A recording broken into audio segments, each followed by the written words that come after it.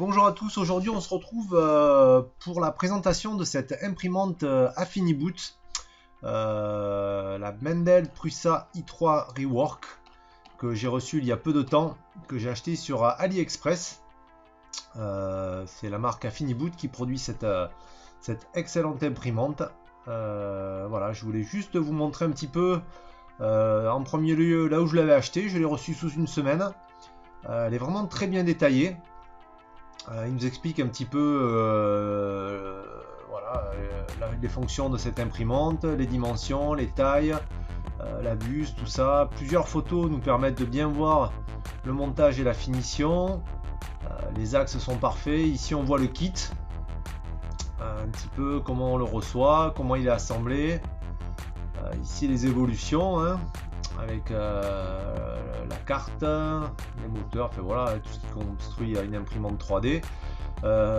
Une notice de montage, le logiciel aussi, mais c'est une ancienne version de Repetier, mais qui est préconfiguré par Affiniboot pour la Prusa i3.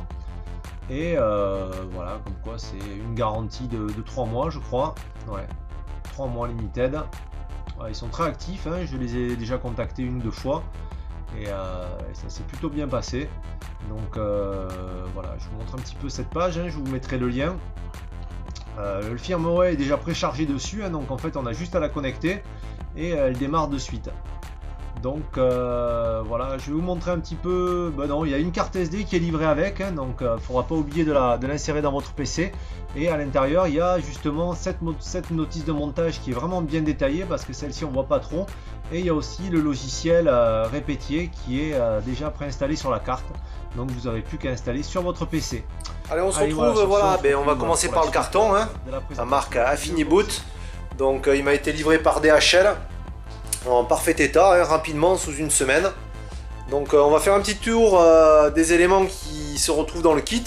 Donc en premier lieu, quand j'ai ouvert, j'avais une carte SD, quelques petits documents et des garanties Affiniboot, hein, comme quoi c'est quand même une société qui assure. Et puis on a 20 $ de réduction pour l'achat d'une autre imprimante Delta, voilà, qui nous propose si on veut continuer. La petite carte de contact pour savoir si on a un problème, tout ça, et qu'il faut suivre. Et puis le kit, voilà, il se compose, on va reculer un petit peu pour voir si tout est là.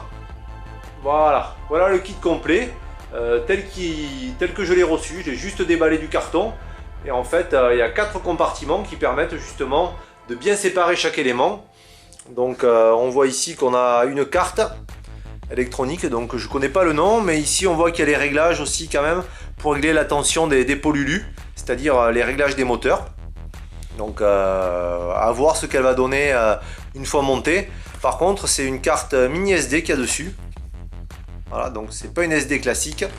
On a quelques petits outils pour le montage, hein, un kit de montage complet avec l'outillage, tout ce qu'il faut. Même une petite pince qui nous est fournie justement pour couper les câbles à la taille. Quelques éléments de bonne facture, hein. Je vais pas tout déballer encore, on verra ça tout à l'heure au montage. Quelques éléments imprimés qui, je trouve, sont plutôt bien imprimés. Voilà, on va voir ce que ça va donner, ça a l'air plutôt bien. L'avantage de ce kit, c'est qu'on voit que tout est préassemblé, hein, ils ont tout monté. On n'a plus qu'à insérer les tiges à l'intérieur. Ici on a les end stop, tout le câblage. Bon, par contre il faudra un petit poste à souder, je pense, pour venir terminer les liaisons, mais même pas, non, même pas, puisqu'en fait sur la carte tout va venir s'insérer avec un petit tournevis qui, je pense, est ici. Voilà, le petit tournevis qui va bien pour tout serrer comme il faut. Ici on a le cadre, donc j'ai juste enlevé une partie de la protection, donc ça donne ça, hein. C'est de bonne facture, je pense que ce sera plus solide que ma Prusa précédente. Ici on a toute la partie électronique avec les tiges filetées, l'alimentation, ça c'est le support bobine. Ici on a tout ce qui est courroie, serre-câble. Voilà, je n'ai pas encore déballé, mais voilà, tout est là. Ici on a quelques petits éléments, alors ça c'est pour la fixation des moteurs, je pense. Une partie pour la visserie, tout le kit visserie. Les moteurs, déjà tout est prémonté dessus, hein. Les courroies, tout ça, tout est bien serré comme il faut, j'ai vérifié. L'extrudeur, pareil, entièrement monté, préassemblé. Franchement, c'est nickel. Hein. Même un débutant, je pense qu'il va pouvoir monter ça hein, facilement. Là, on a quoi? Là, on a quelques éléments en plus. Donc ça, je pense que c'est pour le support bobine. On a l'alimentation 12 volts qui fonctionne en 220 ou en 110. Mais voilà, c'est une alimentation classique. Hein. Rien de plus simple. On nous a aussi deux bobines. Donc un PLA noir et un ABS rouge en 1,75. Et ici, pareil, on a le lit. Donc c'est un MK2 hein, qui nous est livré. Prémonté, pareil, hein, il n'y a plus qu'à insérer les tiges. Et ce qui limite énormément le temps de montage. Hein. Tous les câblages est fait, les soudures sont faites. Ils ont même mis une première couche de scotch bleu là. Comme ça, on n'a plus qu'à imprimer. Et on a une autre feuille aussi qui nous est livrée avec de rechange. Donc ensuite, ben, pour le kit, hein, rien de plus simple, hein, tout est expliqué clairement. Je pense que, allez, en une demi-heure, bon, j'ai un petit peu l'habitude, allez, voire une heure, hein, cette imprimante devrait être facilement assemblée. Parce que là, on voit qu'il n'y a que 10 étapes. Hein. 10 étapes, ici on continue, jusqu'à la carte électronique où ils expliquent bien comment tout relier. Bon, c'est en anglais, hein, mais il suffit simplement de ne pas se tromper, c'est vraiment bien expliqué. Et voilà, après ils montrent comment installer la bobine, l'imprimante, tout ça. Il restera à voir si le firmware est préinstallé sur la carte. Ça, je sais pas du tout.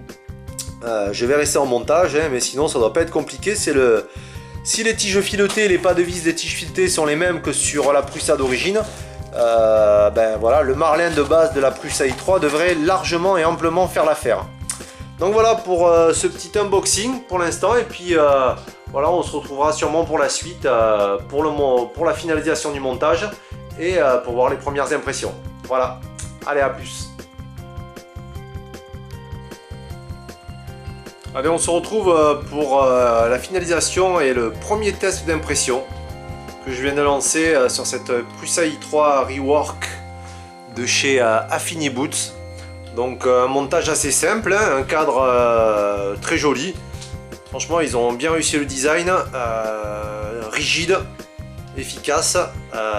Quelques petites choses à maîtriser quand même avant de se lancer dans la fabrication d'un kit comme ça. Avoir quelques bases. Hein. Là, j'ai vraiment terminé l'installation. Le firmware est préchargé, donc il n'y a vraiment plus qu'à configurer, répéter, à savoir que on est sur un port com de 115.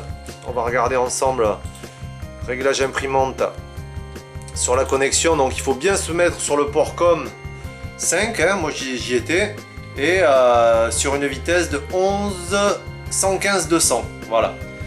Une fois qu'on est connecté, après il n'y a plus qu'à lancer une petite impression, quelques réglages pour vérifier si tous les moteurs fonctionnent. Moi j'ai pas mal galéré, c'était une erreur de débutant, mais je comprenais pas pourquoi l'extrudeur il m'extrudait rien, parce que dans le firmware il y a une base de 180 degrés à atteindre avant de pouvoir faire sortir le filament. Et moi j'étais parti sur du 140, 150, mais je voulais injecter sans le filament. Donc ça ne marchait pas, donc j'ai un petit peu galéré, mais dans l'ensemble ça s'est bien passé. Les petits soucis que j'ai eu, c'est au niveau du plan d'interprétation. Je dois être un petit peu daltonien, je pense. C'était sur la couleur des fils. Donc en fait c'est rouge, bleu, vert, noir. Rouge, bleu, vert, noir. Il n'y en a qu'un que j'ai dû inverser, c'est celui du moteur de derrière, parce que le plateau partait à l'avant et du coup il venait pas embuter sur l'end-stop. Donc j'ai inversé les couleurs et je suis parti dans l'autre sens, hein, c'est-à-dire le rouge en haut, le bleu, le vert et le noir, tout en descendant. Sinon, qu'est-ce que j'ai rencontré comme souci? Pas grand chose, hein, si ce n'est qu'il faut avoir un petit peu de matériel. Pensez à acheter de l'huile, hein, parce qu'il va falloir lubrifier vos axes. Une clé à molette, une pince multiple, quelques bricoles, hein, tout s'est bien monté. Qu'est-ce que j'avais besoin? De la colle. Voilà, hein, quelques outils, machin truc, la memory card est sur place. Moi j'ai rajouté un plateau en verre parce qu'imprimer directement là-dessus, c'était pas... ça me plaisait pas trop, parce que pour décoller les impressions on est obligé de forcer des fois. Donc c'est pas très pratique. J'ai rallongé la vis ici, la vis de butée d'en bas là, parce qu'en fait ça allait pas du tout, elle était trop courte. Donc j'en ai mis une plus longue, et il va vous falloir un petit poste à souder pour pouvoir souder toutes les connectiques au end-stop, à moins que vous ayez des fiches qui viennent s'emboîter. Attendez, on va regarder un petit peu. Là, je vais essayer de bien filmer. Qui viennent s'emboîter directement dans les sorties des end-stop. Hein. Moi, je les ai soudés directement, donc c'était plus pratique pour moi. L'alimentation est préconfigurée en 220. Donc, il n'y a plus qu'à relier les câbles. Hein. Là, c'est un petit peu le fouillis, mais comme c'est la première impression, je voulais d'abord vérifier que tout était bien câblé et que tout fonctionnait parfaitement. Là, c'est le cas, donc je vais lancer mes premières impressions pour voir ce que ça donne. Et puis, par la suite, je recablerai tout ça correctement. Voilà. Et franchement, là, oh là là, je suis en 0,2 et... putain, je suis étonné, ça print super bien, quoi. Je sais pas si on voit, là. Je vais essayer de me rapprocher au maximum. Ah ouais, c'est vraiment très propre. Hein. Bon, j'ai l'habitude du réglage du plateau, tout ça, mais pour une toute première impression, franchement, je suis bluffé, quoi. Ah ouais, je suis vraiment bluffé, quoi. Mieux que sur ma Prusa i3 de chez Immersion Tech où j'avais pas mal galéré. Là, c'est si les cotes sont respectées et si ça s'emboîte parfaitement sur la pièce que je désirais faire, ce sera vraiment le top, quoi. Après, il restera juste à vérifier un truc, comme j'ai dû... Non, mais c'est bon, je suis dans le bon sens, hein. Ma pièce s'imprime, le petit anneau est vers l'arrière, donc les pièces ne seront pas inversées.